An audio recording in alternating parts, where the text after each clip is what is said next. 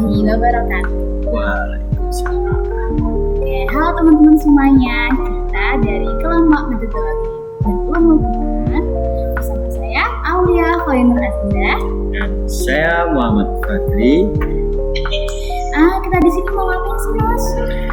Kita di sini tuh mau ngobrol santai, tapi bermakna banget Wow. tentang sesuatu yang sering kita dengar, tapi belum tahu, belum tentu kita kenal itu, yaitu Al-Quran.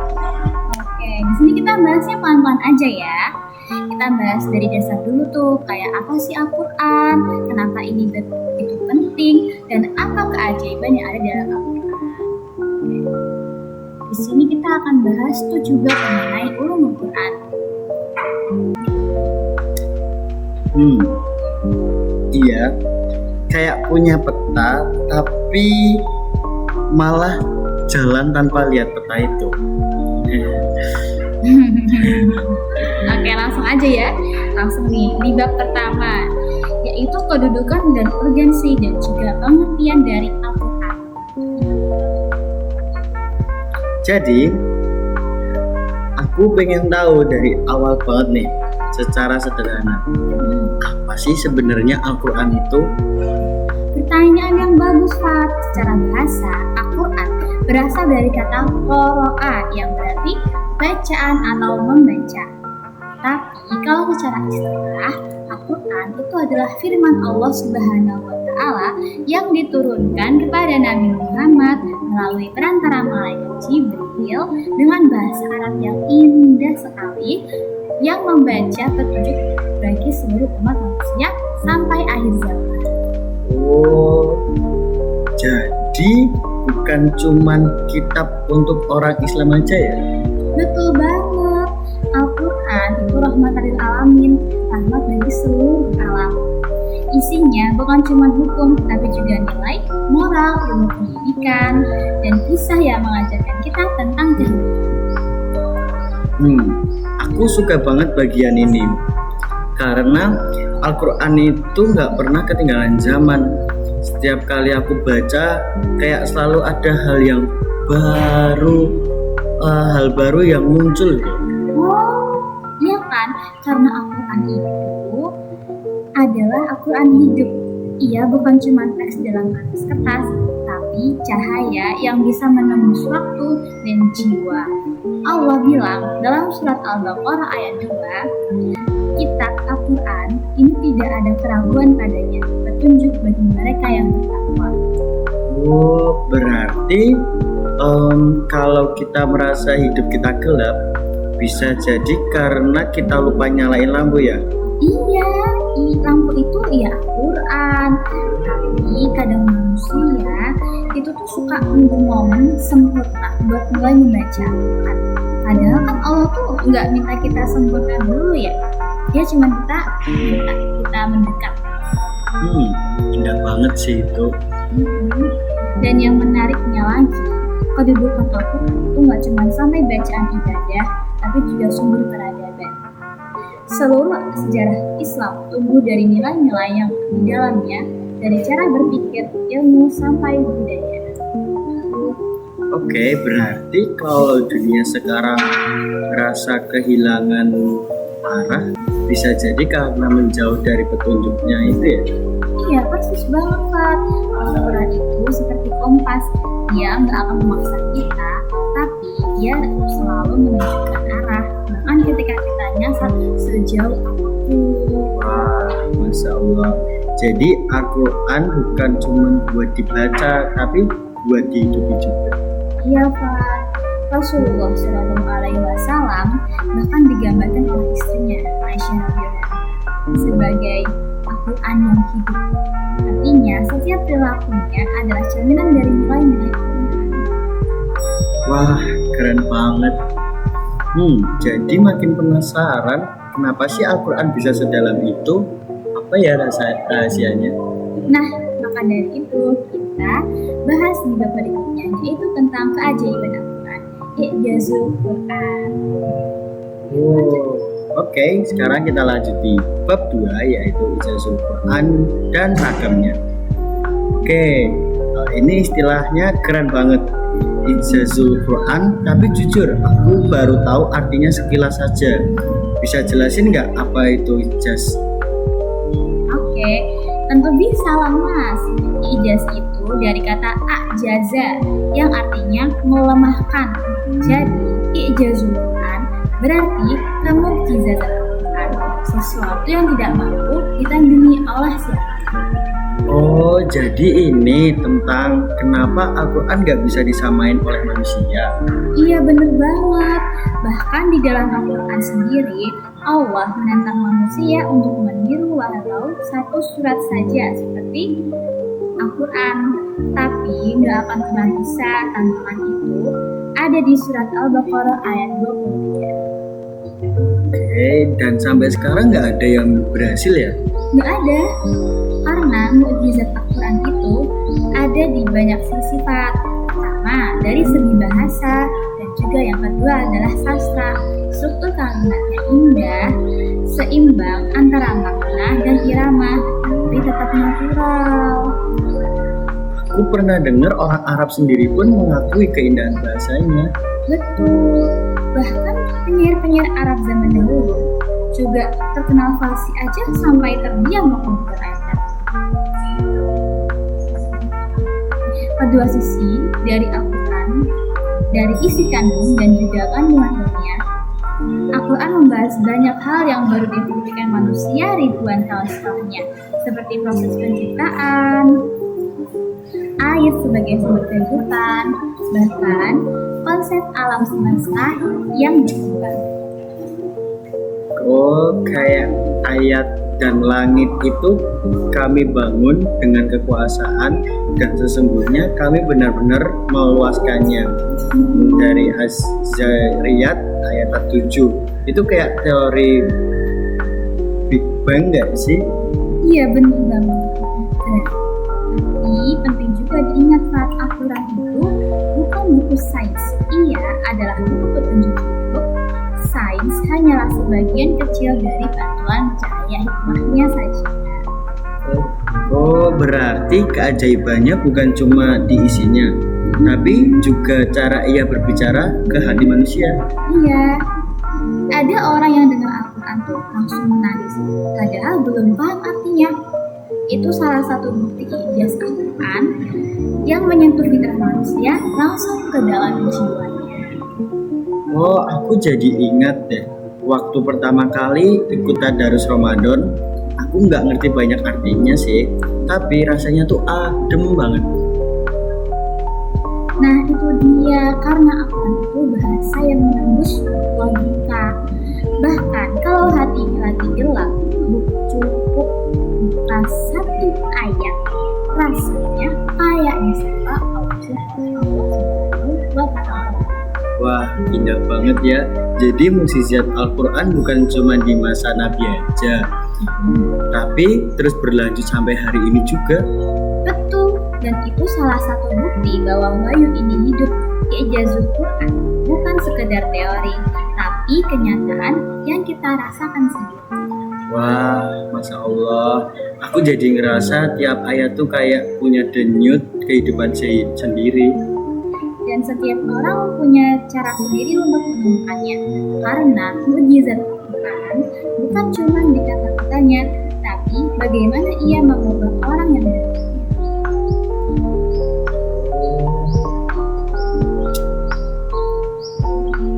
Wah, seru ya. Karena aku juga penasaran kenapa bisa ada perbedaan jumlah ayat dan nama-nama surat yang unik itu. Oke deh, sekarang kita lanjut bab ketiga aja ya kan? Oke, lanjut ke bab 3. Apa itu judulnya? Bab ketiga yaitu pengertian ayat, surat, fawatius suwar, dan jumlah ayat, surat, serta pendapat para ulama. Oke, Li, di bab sebelumnya kita udah bahas tentang keajaiban dan mukjizat Al-Quran. Tapi aku masih penasaran nih sama strukturnya. Kayak kenapa disebut ayat, kenapa bisa disebut surat, terus kenapa jumlah ayatnya bisa beda-beda menurut sebagian ulama. Pertanyaan bagus banget Kak. Jadi kita kata ayat itu secara bahasa berarti tanda atau bukti. Dalam konteks Al-Quran, ayat adalah setiap potongan kalimat atau pernyataan yang menjadi bagian dari surat. Oh, jadi berarti setiap ayat itu kayak satu langkah kecil menuju makna besar ya? Iya, benar banget. Dan yang menariknya lagi, jumlah ayat dalam Al-Quran itu nggak seragam menurut para ulama. Sebagian bilang 6.236 ayat, sebagian lagi menghitung sampai lebih dari 6.300 ayat. Hah? Kok bisa beda sih? Bisa karena para ulama menghitung tanda wakaf dan basmalah dengan cara yang berbeda, tapi intinya sama. Tidak ada perbedaan isi, hanya perbedaan teknis dalam pembagian saja.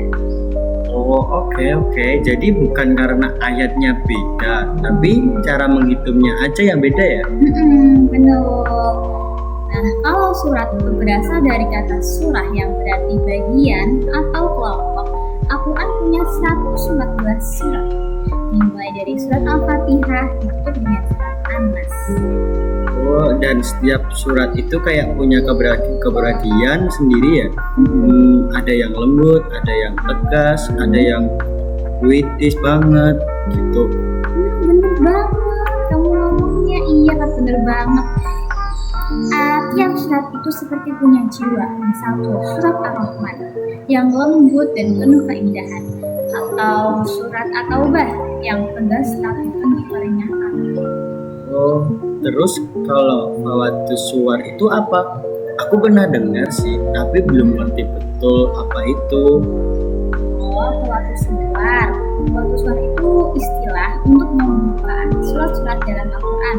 Contohnya seperti Al-Lamim, terus huruf-huruf yang misterius-misterius gitu loh, kayak ya, sin, Oh iya, yang sering bikin penasaran sih emang.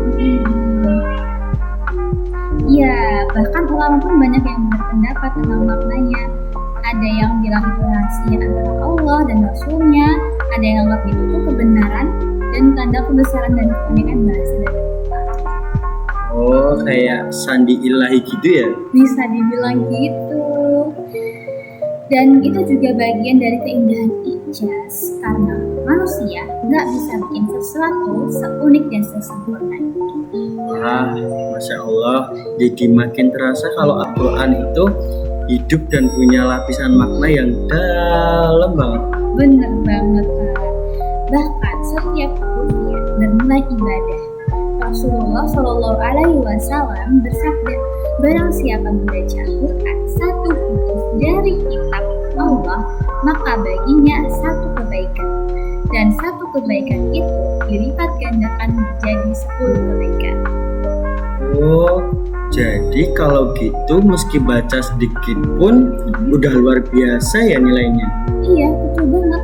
Karena setiap ayat, bahkan setiap huruf itu cahaya. Kadang kita nggak sadar, tapi nanti kita pelan-pelan disembuhkan oleh kita.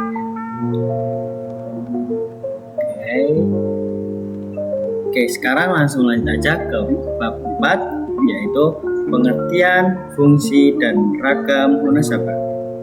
Oke, di bab 4 ini sekarang aku pengen bahas sesuatu yang sering banget aku dengar waktu ikut kajian tafsir.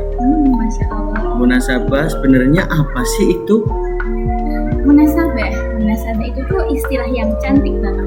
Secara bahasa artinya keterkaitan atau hubungan yang serasi. Dalam konteks tafsir, munasabah berarti hubungan antar satu ayat dengan ayat yang lain, atau satu surat dengan surat yang lain.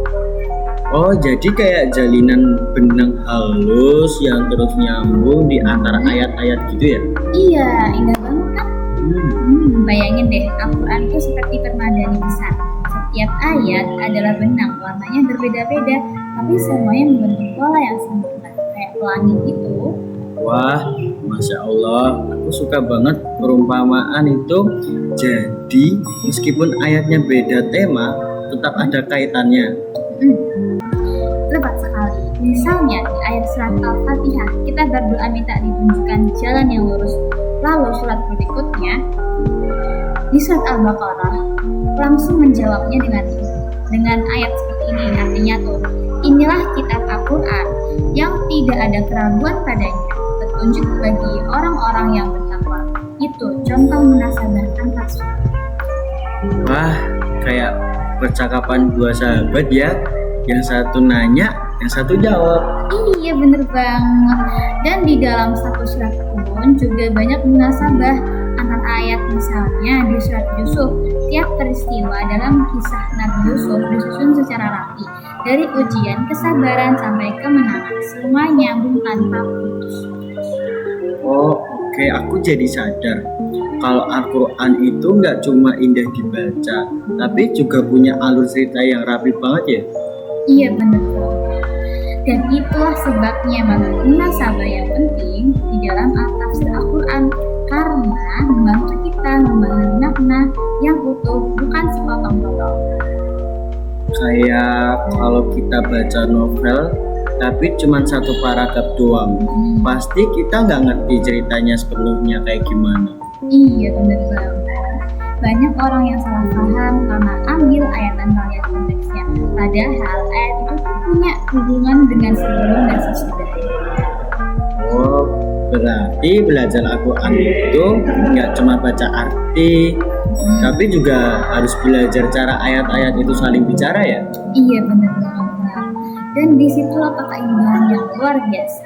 Munasabah itu kayak musik, ada harmoninya, ada ritmen dan juga keseimbangan yang bikin hati kita tenang waktu mendengarnya. Wah, subhanallah, jadi pengen belajar tafsir nih. Oke, dan hal itu hal yang bagus banget Fat, karena semakin kita gali, semakin kita sadar tidak ada satu huruf pun dalam Al-Quran yang sia-sia, semuanya terhubung.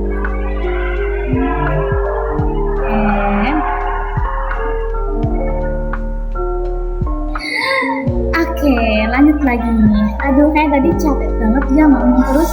Iya nih. Masih lama nih, kurang 3 bab lagi. Sekarang yang kelima, langsung saja sejarah turunnya Al-Quran, Makkah, Madaniyah, dari awal dan juga akhir. Oke.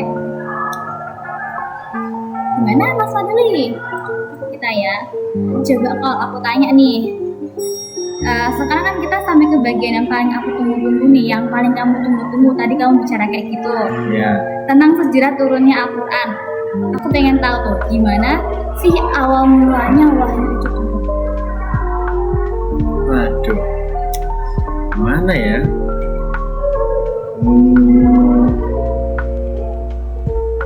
Ya, wah, ini bagian yang selalu bikin aku merinding setiap kali bahas sih. Jadi gini, semuanya dimulai dari satu malam yang sunyi di Gua Hira. Nabi Muhammad SAW waktu itu sering menyendiri di sana, merenung, mencari kebenaran di tengah masyarakat yang kacau. Jadi tuh, sejarah tentang turunnya Al-Quran ya Mas ya. Oke, sekarang aku mau tanya tuh, wahyu itu turun bertahap. Kalau bertahap itu selama berapa tahun sih Mas? Ya selama 23 tahun. Oh, aku kayak pernah denger deh kalau Makkah itu berarti Makkiyah. Makkah atau Makkiyah? Makkiyah ya Mas ya? Ya, kayaknya Makkiyah. Oke, Makkiyah. Makkiyah itu tuh surat dari Al-Quran yang turun di Makkah. Sedangkan di Madaniyah itu surat Al-Quran yang turun di Madinah. Oke. Sekarang kita langsung bab 6 aja ya Mas ya. Iya. Boleh. Bab 6. Tentang apa Mas? Oke, bab 6 tentang sejarah kodifikasi Al-Quran sampai era modern. Oke. Jadi setelah wahyu selesai turun, gimana ceritanya Al-Quran bisa terkumpul jadi satu kitab seperti yang kita baca sekarang? Oke, nah ini kisah kisah luar biasa tentang perjalanan menjaga keaslian wahyu Al-Quran. Waktu Nabi masih hidup, ayat-ayat Al-Quran itu mudah dihafalkan oleh para sahabat yang disebut hufaz, dan juga ditulis di bahan sederhana kayak pelepah kurma, tulang unta, batu tipis, dan juga kulit. Oh, jadi waktu itu belum berbentuk mushaf seperti sekarang kayak gini ya? Belum. Itu tapi setiap kali wahyu turun, Nabi langsung menyuruh para penulis wahyu untuk mencatat dan menempatkannya di urutan tertentu.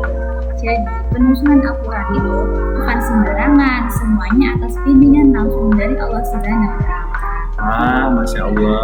Jadi bahkan urutan surat pun dan ayatnya itu juga dari wahyu.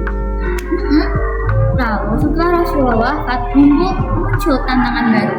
Banyak penghafal Al-Quran gugur dalam perang Yamamah, terutama saat perang melawan Musailamah Al-Kadzab. Oh, berarti ada resiko ayat-ayatnya bisa hilang ya? Ada. Karena itu, atas usulan Umar bin Khattab, Khalifah Abu Bakar As-Siddiq memerintahkan Zaid bin Sabit untuk mengumpulkan seluruh ayat dari para penulis dan penghafal. Zaid ini luar biasa teliti, ia nggak akan mencatat satu ayat pun kecuali ada 2 resaksi yang mendengarnya langsung dari Nabi. Wah, itu jadi kayak audit spiritual gitu ya? Bener banget, bisa dibilang begitu. Dan akhirnya Al-Quran pun terkumpul dalam satu mushaf lengkap, disimpan oleh Abu Bakar, lalu Umar, lalu Hafsah binti. Oke, terus gimana bisa jadi mushaf standar kayak sekarang? Bisa jadi mushaf standar kayak sekarang itu terjadi pada masa Khalifah Utsman bin Affan. Waktu itu Islam belum menyebar ke banyak daerah dan mulai muncul perbedaan dialek bahasa.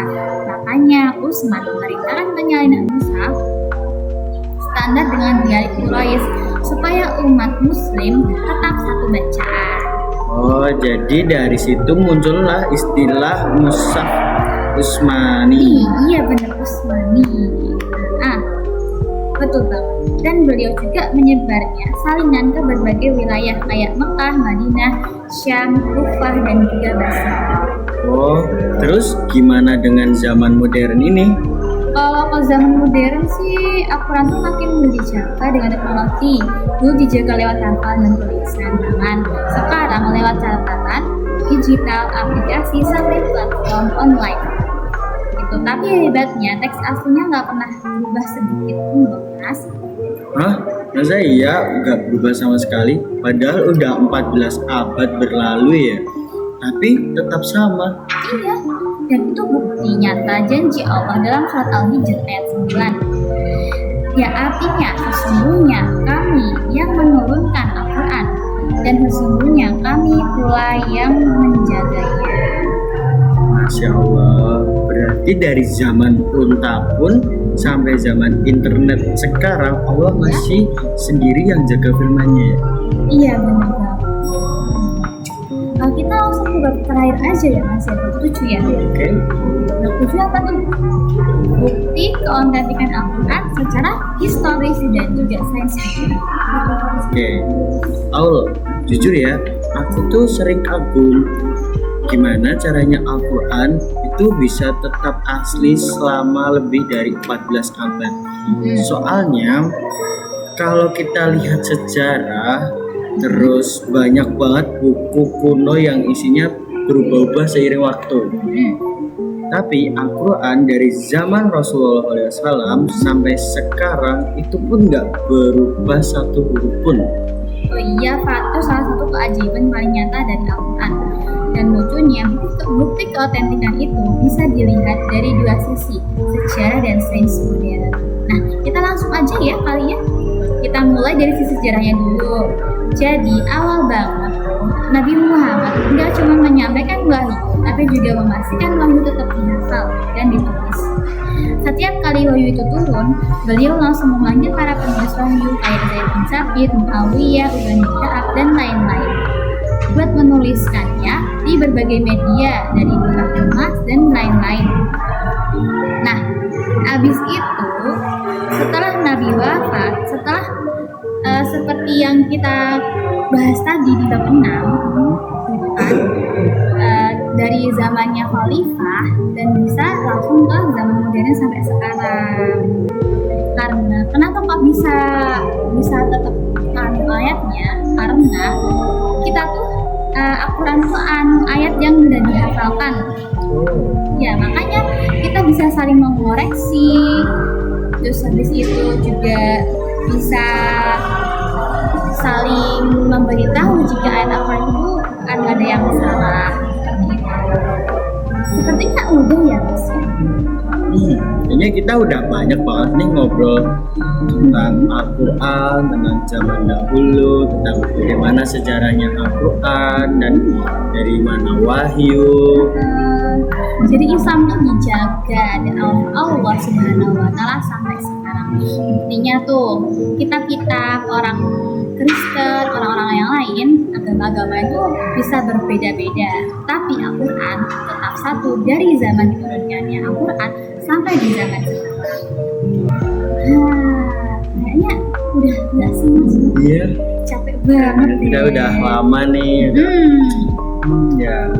Jadi begitu teman-teman, terima kasih sudah mendengarkan podcast kami dari kelompok 4 dari ilmu Quran dan metodologi beragam. Oke. Islam. Mas. Oh ya, studi Islam. Ya. Jadi sekian dari kami. Ya. Assalamualaikum warahmatullahi wabarakatuh.